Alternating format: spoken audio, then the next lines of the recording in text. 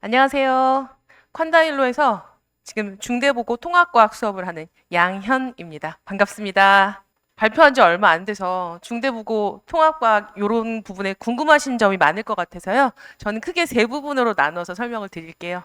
첫 번째는 통합과학 수업이 그러니까 통합과학이라는 과목이 어떻게 구성되어 있는지, 무엇을 하는지, 어디에서 사용되는지 이런 내용, 통합과학에 대한 내용하고, 그다음에 이제 중요한 거, 중대국어에서 통합과학은 어떻게 진행되고 있었고, 내신에서 어떤 과목이라든가 이제 시험이 어떻게 진행됐는지, 중대국어 통합과학에 대한 얘기, 그리고 이제 마지막에 제 수업에서는 어떻게 하겠다. 그래서 이렇게 세 부분으로 나눠서 말씀드릴게요. 자, 먼저 통합과학 특징을 한번 제가 말씀드리겠습니다. 여기다는 이제 제목만 크게 했는데 크게 이제 특징을 보면 통합과학은 1과 2로 나눠져 있습니다. 지금 우리 학생들이 공부하는 이 학년과 이 바로 전학년이죠. 위의 학년부터 시작됐어요. 작년부터 새로 바뀐 교육과정이 진행됐고요. 그 이전 교육과정에도 1학년들이 배웠던 과학은 통합과학이라고 이름이 같았습니다. 근데 달라진 점은 그 전에 배웠던 통합과학은 1년치가 하나의 교과서로 되어 있었다면 작년부터 시행됐던 통합과학은 1과 2로 나눠져 있고요. 그러면 뭐가 다르냐? 사실 안에 있는 내용을 들여다보면 사실 크게 달라지진 않았어요. 과학적인 그 내용은 크게 달라지지 않았는데 일부 조금 달라진 게 있고, 이제 가장 큰 문제는 그 이전 교육과정에서는 통합과학 하나를 1년 동안 배웠다면 이 1과 2로 나누어서 1은 1학기 때, 2는 2학기 때 이렇게 학기를 나누어져 있다고 보시면 되겠습니다. 학기가 나눠진 것이지 내용에는 큰 변화가 없었다. 요거랑 그리고 이제 또 하나는 이름이 통합과학이면 도대체 뭐냐 생각하실 수 있는데, 우리 학생들이 중학교 때 1, 2, 3학년 동안 과학이라는 과목을 배웠잖아요. 그래서 중학교 때 배웠던 그 과학을 하나의 그 교과서에 넣어놨다고 생각하시면 돼요. 그래서 하나의 그 교과서에 물, 화, 생지 내용이 다 들어있는 그런 상황이다. 근데 왜 이름을 통합과학이라고 했느냐? 네, 이게 조금 이해가 좀 필요한데요. 그냥 어떻게 본다면 예전에 어머님들이 우리 세대 때 공부하신 분들은 그 1학년 때 뭐 과학을 공부하고 2학년 때는 물, 화, 생지로 따로 공부한 다음에 수능 과목에서도 요거를 이제 선택해서 뭐 시험을 본다든가 이렇게 진행이 됐었거든요. 근데 이제 통합과학은 어떻게 됐냐면 말이 진짜 통합과학이잖아요. 그래서 단원이 물, 화, 생지가 사실 얼핏 보면 좀 구분이 된 것 같지만 아주 소단원으로 들어가야지만 구분이 돼 있고, 단원 안에 그 내용들이 한꺼번에 다 들어 있습니다. 그리고 원래 교육부에서 의도한 바로는 이 통합이 유나이티드가 아니고 인테그레이티드예요. 이게 다 섞여 있다. 사실 일상생활 속에서 어떤 과학적인 현상은 이거는 물리적인 현상이고 이건 화학적인 현상이 이렇게 나눌 수가 없잖아요. 그래서 실제로 우리가 겪는 과학적인 현상들을 그냥 과학적인 느낌으로 가져가겠다라는 내용이거든요. 그래서 사실 보면 전체적인 단원이 하나로 연결이 돼 있어요. 이제 만물이 생기는 거죠. 우주가 탄생을 해서 물질이 만들어지고 그 물질들의 어떤 규칙성에 의해서 이제 다른 그 원소들이 규칙성에 의해서 이제 지구라든가 생명체라든가 이것들이 만들어졌고, 만들어서 얘들이 진화를 해서 생태계를 만들고 난 다음에 현재 사회가 됐어. 근데 우리가 살면서 여러 가지 현상들을 가지고 좀 더 효율적으로 살기 위해서는 에너지가 필요해. 그래서 에너지를 만들 거야. 에너지를 만들기 위해서 여러 가지 일을 했더니 환경 파괴의 문제가 생겼어. 그래서 앞으로 환경은 환경 파괴를 하지 않는 상황에서 더 좋은 미래를 위해서 지금을 인지하고 새로운 에너지를 만들어 갈 거야. 이런 내용들이 쭉 있는 거예요. 그래서 앞에서부터 그거를 쭉 해서 배우라고 사실 내용을 넣어놓은 것이죠. 근데 이제 문제점이 뭐냐면, 일단 우리는 그 내용은 알겠고 우리한테 직면한 게 이제 이 통합과학을 그럼 어떻게 공부할 거냐가 문제잖아요. 근데 예전보다, 그러니까 작년까지 공부했던 선배들보다 우리 친구들은 통합과학이 더 중요해진 것이죠. 자, 그 이전, 작년 이전, 우리 2년 선배들은 통합과학은 그냥 내신에서만 썼던 거죠. 작년도 역시 작년까지도. 그러니까 그런데 그 이전은 2학년 위의 선배들은 다른 통합과학 교과서를 배웠던 거고, 작년 선배들은 통합과학 우리랑 똑같은 거를 배우지만 작년 선배들은 뭐죠? 수능에는 나오지 않아요. 그쵸? 근데 이제 우리 친구들은 통합과학을 1학년 내신에서 배우고, 그러니까 바뀐 통합과학을 배우고 이걸 이제 3학년 때 가면 수능에서 이 과목을 선택하게 된다는 것이죠. 그럼 이제 옛날 건 됐고 우리 아이들 얘기를 해볼게요. 우리 아이들의 통합과학은 왜 중요하냐면, 첫 번째 지금 말씀드린 것처럼 고교 그 과학학습의 출발점이라고 말씀드려요. 사실 중학교 때까지는 그래도 여러 가지 입시가 있겠지만 대학 입시하고는 조금 거리가 있었잖아요. 근데 대학 입시를 여는 가장 첫 번째가 지금 1학년의 학습인데 그것에 과학이 굉장히 중요해진 거죠. 그래서 일단 폭넓 연구에서 어떤 점에서 또 중요하냐면 1학년 때 통합과학을 했어요.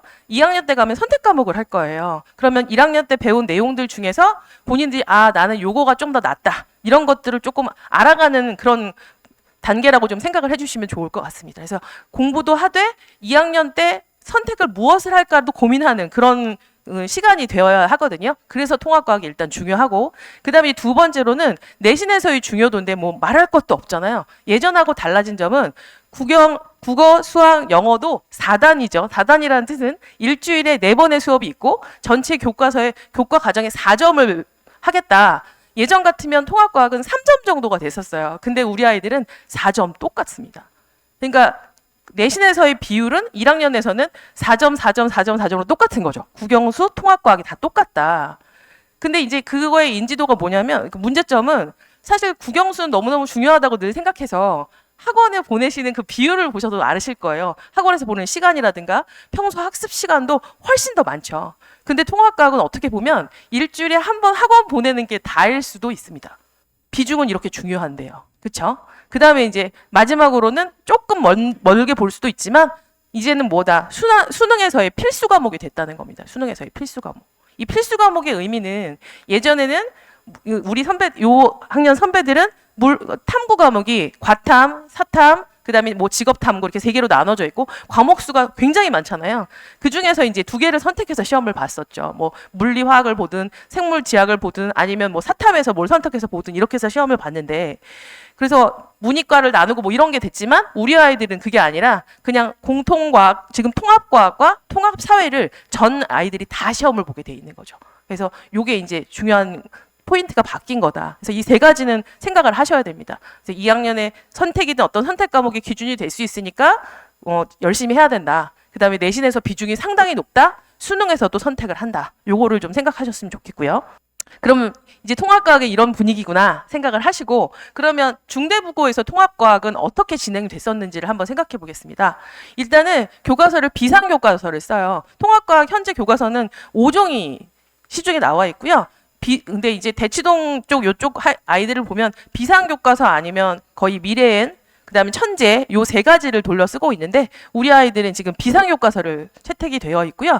사실 학교에서 수업은 교과서와 그다음에 학습지가 같이 진행되는데 아무래도 학습지 비율이 좀 더 큰 편입니다. 그래서 과목별로 이제 선생님들이 이렇게 주고 자 그다음에 두 번째가 이제 문제인데요. 자, 교육부에서는 통합과학을 한 선생님이 앞에서부터 얘기하듯이 쭉 줄거리를 이어서 수업하기를 원해서 교과서가 만들어져 있어요. 근데 현장에선 사실 그렇지가 않습니다.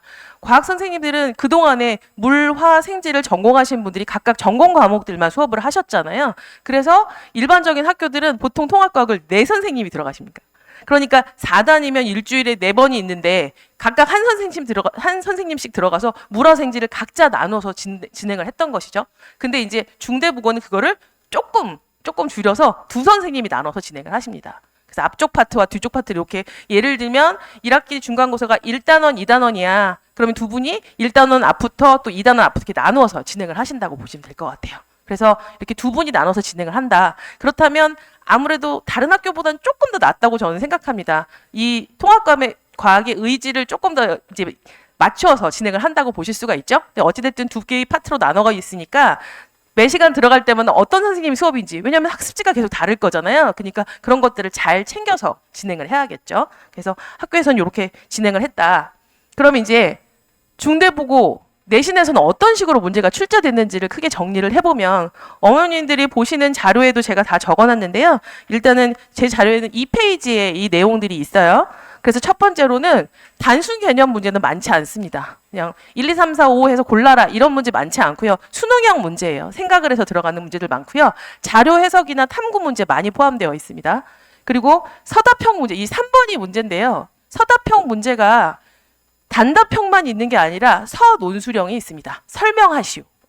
보통 요즘에는 이게 채점이 굉장히 어려워요. 설명하시오 했을 때 내용 설명들이 좀 뉘앙스가 다를 수도 있고 힘들잖아요. 그래서 각 학교별로 내신에서 이 선원 수령 문제가 출제되지 않는 편인데 중대국어는 이게 2문제 이상씩 항상 포함이 되어 있습니다. 그래서 요거 대비를 좀 해야 되고요. 그 다음에 이제 마지막 5번째 보시면 이제 문항 비율을 봤을 때 총 이제 30문제가 출제가 되는데 보십시오. 선원 수령 비율이 상당히 높죠. 33.5점. 100점 중에 33.5점이니까 33.5점에서 35점 사이를 왔다 갔다 하는데 1학기 때는 이렇게 출제가 됐어요. 다른 학교들 비율을 보면 보통은 단답형이 80점, 그 다음에 서답형이 20점 요 정도 들어가 있고 아예 단답형만 있는 그 선택형만 있는 학교들도 많아요. 근데 중대국어는 이렇게 선원 수령 문항의 그 점수 비율이 높은 편이라는 거 생각을 해야죠. 그러면 그 부분 대비를 좀 많이 해야 된다는 얘기겠죠. 네, 그래서 이렇게 보시고 지금 여기 제가 PPT에는 띄우지 않았는데 어머님들 보시는 그 2페이지 자료에 보시면 중대국어 통합과학 1의 구성을 제가 한번 쭉 했어요. 그래서 통합과학 1에서만 1학기 내용들만 대단원, 소단원, 그러니까 중단원, 소단원을 나눠 놓고 끝에 이제 영역을 한번 구분해 봤습니다. 물화생지에 아이들이 참고하라고 학생들한테 가서 보여주시면 좋을 것 같아요. 물화생지 단원을 좀 나눠 놨고요. 그 다음에 이제 이 범위. 작년도에 이제 진행했던 범위로 중간고사와 기말고사 범위를 나눠 놨어요. 그래서 이렇게 진행을 해보시면 사실 작년도 중간고사는 물리, 그 다음에 화학, 지구과학 파트가 시험에 많이 나왔고요. 지구과학 위주로 해서 지구과학과 물리 위주로 시험이 나왔고 기말고사는 물리, 화학, 생물. 그러니까 중간고사는 지구과학 파트가 좀 많이 나왔다면 기말고사는 생물 파트랑 물리 파트 뭐 이런 식으로 파트가 좀 진행이 됐어요. 그래서 범위라든가 단원을 참고하시면 좋을 것 같습니다. 그래서 이렇게 나눠져 있다 보시면 되고요. 그럼 이제 중대국어에서 주의할 점은 이거라는 거죠. 아, 통합과학을 두 선생님이 나눠서 하는구나. 그 다음에 선원 수령 문제가 많으니까 그쪽 준비를 좀 해야 된다. 그 다음에 단원 파악을 잘 하시고 준비를 해야 된다. 그러다 보니 학원 선택을 할 때의 문제점은 뭐 겨울방학이나 이럴 때 통합과학 수업이 진행된 걸 수업을 듣는 거 이런 건 상관없지만 내신 대비 수업을 할 때는 그냥 중대국어 내신 반을 들어야 하는 거죠. 다른 학교랑 연합된 반엔 들어갈 수가 없는 거예요. 범위가 완전히 다르죠. 다른 학교 같은 경우는 내 선생님이 들어가는 반도 학교들이 대부분인데 그 내 선생님들도 범위가 다 다르세요. 막 이렇게 다르니까 각 학교별로 대비가 되는 그 내신 대비 반에서 수업을 들어야 한다. 그런 말씀 드리고 싶습니다. 자, 그러면 이제 제 수업 얘기를 좀 해볼게요. 제 수업은 5단계로 진행된다고 적어드렸는데요. 한 가지만 말씀드리고 어차피 개념 수업이라든가 개념 확인은 당연히 되는 거잖아요. 근데 저는 여기 앞에 누적 복습이라는 걸 크게 일단 적어놨는데요. 누적 복습의 제일 끝부분이 뭐냐면 복습 테스트예요. 복습 테스트. 근데 보통들 어떻게 하냐면 복습 테스트 이제 일반적인 수업들 보면 첫날 이제 수업을 하고 두 번째 수업 갔을 때 와서 바로 과제물 내고 그 다음에 복습 테스트 보고 그리고 본 수업에 들어가는 경우가 대부분이에요. 근데 저는 이런 생각을 해봅니다. 우리 아이들이 복습 테스트 오늘 시험을 10개 중에 몇 개를 맞아서 어떻게 됐다는 거를 문자를 받는 게 중요한 게 아니고요. 우리 아이들은 궁극적으로 중간고사, 기말고사 내신 성적을 잘 받아야 하고 좀 더 멀리 본다면 수능에서 좋은 점수를 받기 위해서 지금 공부를 하고 있는 상황이죠. 그러니까 매 시간 점수를 잘 받는 것도 중요한데 내용을 얼마나 잘 가져가느냐가 중요하다고 생각합니다. 그래서 복습을 오자마자 복습을 먼저 시켜요. 이유는 자, 제 수업이 일요일 날 이제 지금 보시면 토요일 오전 10시에 수업이 있는데 중대부고 학생들 토요일 오전 10시에 이제 수업을 하고 아침 수업이 힘들겠지만 수업을 하고 가서 이제 숙제를 내주거나 이제 복습하라고 뭘 내주면 아이들 보통 패턴이 어떠냐면 그럼 오늘 공부했으니까 저녁에 복습해야지 그런 친구를 거의 보지 못한 것 같습니다. 대부분은 그냥 이제 더 넣어두고 당장 내일 수업이 바쁘니까 그 다음 거 막 수업합니다. 다른 거 공부하고 중간에 한 번이라도 통합과학 수업을 펼쳐보면 너무 감사한데 솔직히 말하면 그런 친구 거의 없더라고요. 없고 토요일 날 수업이잖아요. 그리고 금요일 날 저녁에 이제 난리 났습니다. 내일 아침에 통합과학인데 나 숙제도 하나도 안 했어. 그래서 금요일 날 저녁에 부랴부랴 펼쳐가지고 숙제 겨우 해서 가져가요. 그렇게 하다 보니 복습이 사실 크게 잘 되질 못하거든요. 그래서 저는 오자마자 누적 복습을 시켜서 이렇게 시킵니다. 그 누적 복습을 하고 복습 테스트를 본다는 건 학생들이 적어도 하나의 단원 내에서 복습을 3번 이상은 한다는 거예요. 일단 수업 들었죠. 그러면 집에 가서 한번 뭐 숙제를 하는 거에 복습 하나, 그 다음에 돌아와서 저랑 누적 복습하는 거 하고 그다음 복습 테스트 하는 거 하고 그래서 같은 내용을 여러 번 반복할 수 있게끔 해주고 싶습니다. 그래서 이 누적 복습이 굉장히 중요하고 복습 뒤 테스트가 가는 거니까 당연히 테스트 점수는 좋을 수밖에 없죠. 근데 그렇게 가져가서 여러 번 복습을 통해서 가져갈 수 있도록 해주고 싶습니다. 자, 이렇게 돼 있고 자, 개념 수업 얘기는요. 어머님들 어떠세요? 저에게 좀 친절해 보이지 않습니까? 네. 제 수업은 지금 오늘은 설명이니까 앞에 나와서 이렇게 수업을 하지만 좀 제가 학생들한테 다가가는 편이에요. 오늘은 어머님들 그래도 앞쪽에 많이 앉아주셨는데 학생들 보통 수업을 듣는다 그러면 어떻게 앉아요? 오면 저 뒷줄부터 잡니다. 뒷줄부터. 칠판을 뒤로 바꿔놓고 싶어요. 그래서 뒤에 가서 앉게 되고 이제 뭐냐면 약간 나서기 싫다. 눈에 띄기 싫다. 약간 이런 게 있거든요. 근데 나서고 그런 게 아니라 수업 시간에 질문과 답을 계속하는 거예요. 아주 어려운 문제가 아니라 평상시에 느꼈던 얘기들이라든가 뭐 이런 것들이 과학적인 얘기들이겠죠. 일상생활 속에 있는 얘기. 오늘 날씨가 추웠어. 왜 추운지 알아? 이 겨울에 영향을 주는 기단이 뭐야? 라든가 이런 평상시에 우리가 느껴야 하는 것들. 야, 오늘 선생님이 혈압이 되게 높았는데 왜 그런지 아니? 뭘 먹어서? 라든가 이런 것들이 좀 같이 갈 수 있도록 다가가는 수업을 할 거예요. 그리고 이제 학생들한테 두 가지를 제가 강조하는데 제 수업을 들을 땐 두 개만 하면 된다. 첫 번째, 당연히 수업 시간에 열심히 들어야죠. 그건 저랑 같이 할 거니까 괜찮고요. 두 번째가 뭐냐면 질문을 많이 하라는 거예요. 이 질문의 의미는 제가 친절하다고도 말했지만 아이들이 뭐냐면 그 어른들이 생각하는 거랑 상당히 다른 포인트에서 모르는 점이 있습니다. 예를 들면 이제 우리가 과학의 기초 단원이라고 첫 단원이 있는데 거기에 처음 단어에 막 거시 세계, 미시 세계 막 이런 말들이 나와요. 근데 어른들은 이걸 한자를 쓰진 못해도 느낌이 있잖아요. 거시 세계 좀 뭔가 크게 보는 건가?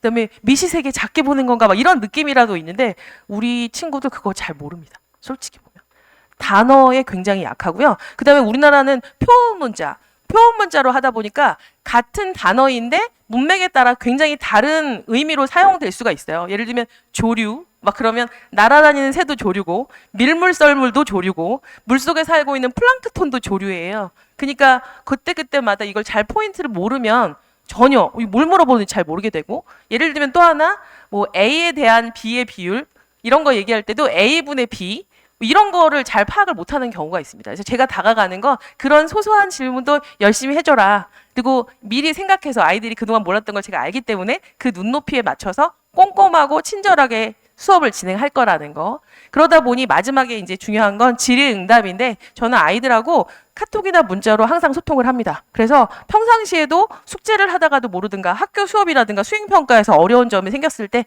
저한테 도움을 요청하라고 하거든요. 진짜 시험 보는 날 아침까지 질문을 받아줍니다.